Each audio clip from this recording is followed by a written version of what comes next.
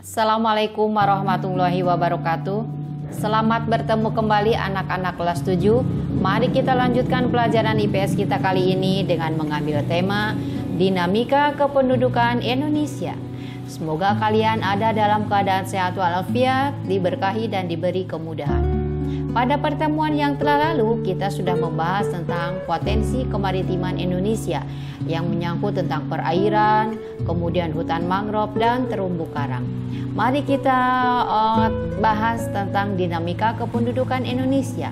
Seperti biasa, sebelum lanjut materi inti, kalian harus tahu tujuan pembelajaran pertama. Tujuan pembelajaran kita ada 6, lumayan banyak ya. Yang pertama, harus dapat menjelaskan pengertian dinamika penduduk. Yang kedua, menyebutkan faktor-faktor yang mempengaruhi dinamika penduduk.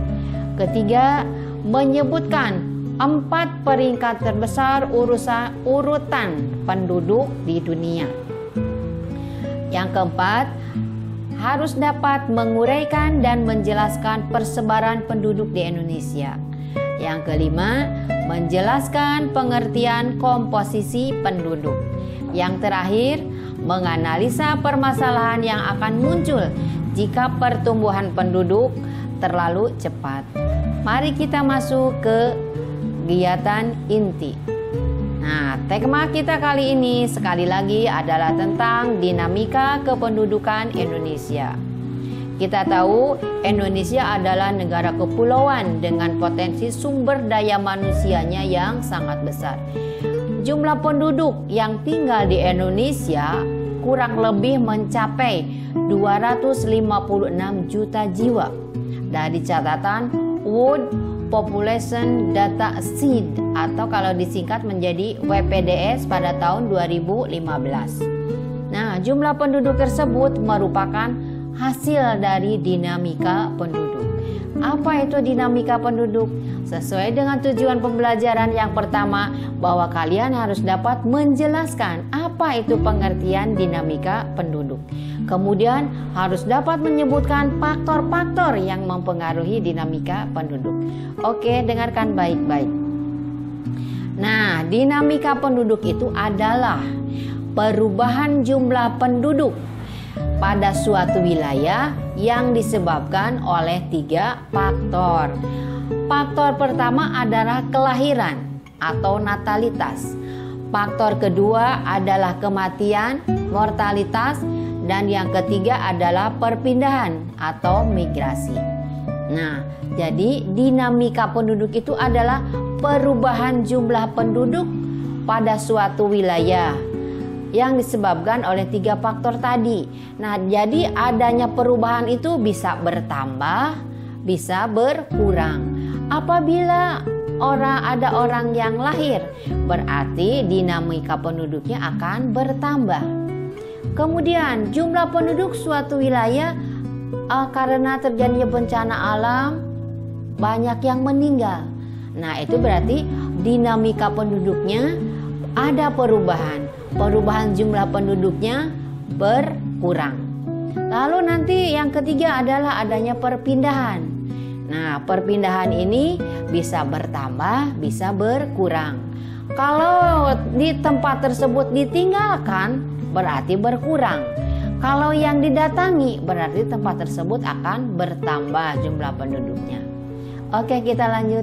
Jadi yang pertama, dinamika penduduk adalah perubahan jumlah penduduk suatu negara. Ya, jadi perubahan. Nah, perubahan itu bisa bertambah, bisa berkurang. Hal itu disebabkan oleh 3 faktor. Yang pertama, kelahiran atau natalitas berarti akan menambah. Yang kedua adalah kematian atau mortalitas. Jumlah penduduk akan berkurang. Yang ketiga disebabkan karena adanya perpindahan. Perpindahan ini bisa bertambah, bisa berkurang. Oke, lanjut pada tujuan pembelajaran yang berikutnya, yaitu yang ketiga, bahwa kalian harus dapat menyebutkan 4 peringkat terbesar urutan penduduk di dunia. Kita lihat tabelnya ya. Di dalam tabel ini lihat peringkat 1 diduduki oleh negara Cina. dengan jumlah 1.372 juta jiwa. Peringkat kedua ditempati oleh India. Penduduknya sebanyak 1.304 jiwa. Yang ketiga ditempati oleh negara Amerika Serikat dengan jumlah penduduk 321 juta jiwa. Dan terakhir adalah yang keempat, yaitu Indonesia. Indonesia jumlah penduduknya sebanyak 256 juta jiwa. Dari mana itu sumber didapat? Dari WDPS tahun 2015. Nah, itu jadi tujuan pembelajaran yang ketiga, menyebutkan 4 peringkat terbesar urutan penduduk dunia. Pertama adalah negara Cina, India, Amerika Serikat, dan Indonesia. Oke, lanjut ke tujuan pembelajaran yang keempat, bahwa kalian harus dapat menguraikan dan menjelaskan persebaran penduduk di Indonesia. Oke, kita lanjut. Persebaran atau distribusi penduduk adalah bentuk penyebaran penduduk di suatu negara atau wilayah. Apakah penduduk tersebut tersebar merata atau tidak? Persebaran penduduk dapat dikenali dari adanya kepadatan penduduk. Kepadatan penduduk juga memberikan informasi kepada pemerintah tentang pemerataan pembangunan. Wilayah yang penduduknya jarang menunjukkan pembangunan belum merata ke berbagai wilayah. Kondisi persebaran penduduk yang tidak merata merupakan sebuah permasalahan tersendiri bagi pelaksana pembangunan. Karena itu, perlu dilakukan upaya pemerataan penduduk yang seimbang sehingga seluruh potensi bangsa Indonesia dapat dikembangkan secara optimal. Salah satu bentuk cara untuk meratakan jumlah penduduk di Indonesia adalah dengan melakukan perpindahan penduduk dari daerah yang padat ke daerah yang jarang penduduknya. Perpindahan penduduk tersebut tentu dapat dilakukan bisa dengan keinginan sendiri atau yang diprogramkan oleh pemerintah. Kita lihat peta tentang persebaran penduduk Indonesia. Nah, ini pada tahun 2010. Pulau yang berwarna merah adalah Pulau Jawa. Itu menunjukkan bahwa Pulau Jawa sudah padat penduduknya. Yang kedua adalah kuning. Artinya sudah ada tanda-tanda bahwa penduduk itu akan padat. Kemudian yang hijau, lihat yang hijau paling banyak adalah di Kalimantan, kemudian di Papua. Itu artinya pulau tersebut masih jarang penduduknya. Sekarang kita lihat, apakah dilihat dari persebaran penduduk ini? Dan dilihat dari peta persebaran penduduk Indonesia, apakah penduduk Indonesia sudah merata? Ibu rasa belum ya. Nah, persebaran penduduk Indonesia masih banyak mengumpul di Pulau Jawa. Sedangkan Pulau Kalimantan dan Papua itu masih sangat jarang. Disusul Pulau Sumatera. Baru terakhir di Pulau Sulawesi. Jadi persebaran penduduk Indonesia masih belum merata. Ya. Pulau yang paling padat penduduknya adalah Pulau Jawa. Nah, pulau lainnya masih berwarna kuning dan hijau. Nah, itulah yang merupakan permasalahan tersendiri bagi pemerintah untuk mengatasinya. Tadi Ibu sudah mengatakan salah satu cara untuk mengatasinya adalah dengan melakukan perpindahan penduduk. Baik itu atas kemauan sendiri maupun atas program yang diadakan dari pemerintah. Yang berikutnya adalah kita akan membicarakan tentang komposisi penduduk. Nah, komposisi penduduk itu sesuai dengan tujuan pembelajaran yang kelima, bahwa kalian harus dapat menjelaskan pengertian komposisi penduduk. Apa itu komposisi penduduk? Nah, komposisi penduduk adalah pengelompokan penduduk berdasarkan apa? Nah, ada yang berdasarkan usia. usia misalnya dari 0 sampai 15, dari 5 sampai 15 sampai 65, 65 sampai sekian. Nah, itu berdasarkan usia. Kemudian dikelompokkan lagi berdasarkan jenis kelamin. Misalnya ini laki-laki, ini perempuan. Berdasarkan mata pencaharian, apakah buruh, kemudian tani, pegawai negeri sipil atau PNS, atau wira swasta dan lain sebagainya. Kemudian berdasarkan agama, Islam, Hindu, Buddha, Kristen dan lain sebagainya. Kemudian berdasarkan bahasa Indonesia atau bahasa daerah dan lain sebagainya. Kemudian tingkat pendidikan mulai dari tingkat TK, dari PAUD, TK, SD sampai perguruan tinggi.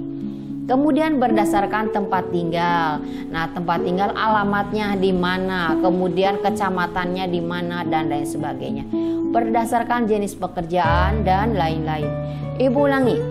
Komposisi penduduk artinya pengelompokan penduduk berdasarkan usia atau umur, jenis kelamin, mata pencaharian, agama, bahasa, pendidikan, tempat tinggal, jenis pekerjaan, dan lain-lain. Apakah komposisi penduduk diperlukan? Jelas, komposisi penduduk diperlukan dalam suatu negara karena dapat dijadikan dasar pengambilan keputusan atau penentuan kebijaksanaan dalam pelaksanaan pembangunan. Misalnya berdasarkan jenis kelamin di suatu kabupaten, setelah dilihat komposisi penduduknya ternyata masih banyak laki-laki, perempuan segini. Nah, berapa yang harus diberi pekerjaan? Kemudian berapa orang yang masih nganggur? Nah, jadi komposisi penduduk ini sangat dibutuhkan ya sebagai dasar pengambilan keputusan atau penentuan kebijakan. Oke, kita lanjut. Sekarang yang berikutnya yaitu mengenai pertumbuhan dan kualitas penduduk. Apa itu pertumbuhan penduduk? Pertumbuhan penduduk adalah keseimbangan dinamis antara kekuatan yang menambah dan kekuatan yang mengurangi jumlah penduduk. Ada beberapa faktor yang mempengaruhi pertumbuhan penduduk, yaitu kelahiran, kematian, dan migrasi. Kelahiran dan kematian disebut faktor alami, sedangkan migrasi disebut faktor non-alami. Migrasi yang bersifat menambah disebut migrasi masuk atau imigrasi. Sedangkan migrasi yang bersifat mengurangi disebut emigrasi. Nah, seperti yang tadi ya, yang seperti Ibu ungkapkan bahwa pertumbuhan penduduk itu bisa bertambah, bisa berkurang. Disebabkan karena 3 faktor, yaitu kelahiran, kematian, dan migrasi. Migrasi yang menambah. Nah, migrasi yang menambah berarti itu adalah bagi yang masuk. Kalau yang masuk berarti imigrasi. Sedangkan migrasi yang sifatnya mengurangi itu dinamakan emigrasi karena meninggalkan tempat. Kalau imigrasi berarti masuk, kalau emigrasi berarti keluar. Keluar artinya mengurangi. Terakhir, tujuan pembelajaran yang ke-6 yaitu bahwa kalian harus dapat menganalisa permasalahan yang akan muncul jika pertumbuhan penduduk terlalu cepat. Apa-apa saja? Nah, akibat pertumbuhan penduduk yang cepat antara lain akan mengakibat 1. Pertumbuhan penduduk usia muda menyebabkan tingginya angka pengangguran. Jadi banyak yang tidak memiliki pekerjaan. Yang kedua, persebaran penduduk tidak merata seperti yang tadi, kebanyakan di Pulau Jawa, sedangkan pulau yang lainnya masih jarang. Yang ketiga, komposisi penduduk kurang menguntungkan karena banyaknya penduduk usia muda yang belum produktif sehingga beban ketergantungan tinggi. Bisa dipahami karena yang di dalam satu keluarga yang bekerjanya itu misalnya hanya 2 orang, ibu dan ayah, sedangkan usia mudanya itu banyak, berarti menjadi beban 2 orang yang ini. Misalnya anaknya 4, nah kemudian ada ibunya yang sudah tua, ada kakeknya yang sudah tua. Nah yang ini itu menjadi tanggung jawab 2 orang yang bekerja ini atau yang masih berusia produktif. Itu maksudnya. Yang keempat, arus urbanisasi tinggi sebab kota lebih banyak menyediakan lapangan kerja dibandingkan dengan di desa. Yang kelima, menurunnya kualitas dan tingkat kesejahteraan penduduk. Yang keenam, kemiskinan, kemudian perkampungan kumuh. Mengapa demikian? Karena lahan pertanian semakin sempit, semakin jarang, sedangkan manusia semakin bertambah. Lalu masalah kependudukan Indonesia dalam hal kualitas adalah masalah dalam kemampuan sumber daya manusianya. Di Indonesia, masalah kualitas penduduk yang terjadi dipengaruhi oleh masih rendahnya tingkat pendidikan, rendah tingkat kesejahteraan. Yang paling utama itu adalah tingkat pendidikannya masih rendah ya. Dengan rendahnya tingkat pendidikan ini, mau bekerja juga gajinya masih kecil. Kemudian pendapatan per kapitanya juga akan rendah ya, karena tingkat pendidikannya masih rendah. Jadi sekali lagi, masalah kualitas penduduk yang terjadi di Indonesia dipengaruhi oleh masih rendahnya tingkat pendidikan. Dari tingkat pendidikan mempengaruhi rendahnya tingkat kesejahteraan. Kemudian berpengaruh pada pendapatan per kapita masyarakat. Rendahnya pendapatan per kapita dapat menyebabkan orang tua tidak mampu menyekolahkan anaknya, sehingga banyak anak yang putus sekolah atau berhenti sekolah sebelum tamat, sehingga menimbulkan pengangguran, kemudian kejahatan dan masalah sosial lainnya. Itulah materi yang dapat Ibu sampaikan. Kita masuk pada sesi evaluasi. Pertanyaan yang pertama, apa yang dimaksud dengan dinamika penduduk? 2. Sebutkan faktor-faktor yang mempengaruhi dinamika penduduk. 3. Sebutkan 4 peringkat terbesar urutan penduduk di dunia. 4. Bagaimana persebaran penduduk di Indonesia? Jelaskan. Apa yang dimaksud dengan komposisi penduduk? Dan terakhir, permasalahan apa yang akan muncul jika pertumbuhan penduduk terlalu cepat? Untuk materi selanjutnya, kita akan mempelajari tentang keragaman etnik dan budaya di Indonesia. Demikian materi yang dapat Ibu sampaikan. Semoga bermanfaat. Pengetahuan dan wawasan kalian semoga semakin bertambah. Wabillahi taufiq wal hidayah. Wassalamualaikum warahmatullahi wabarakatuh.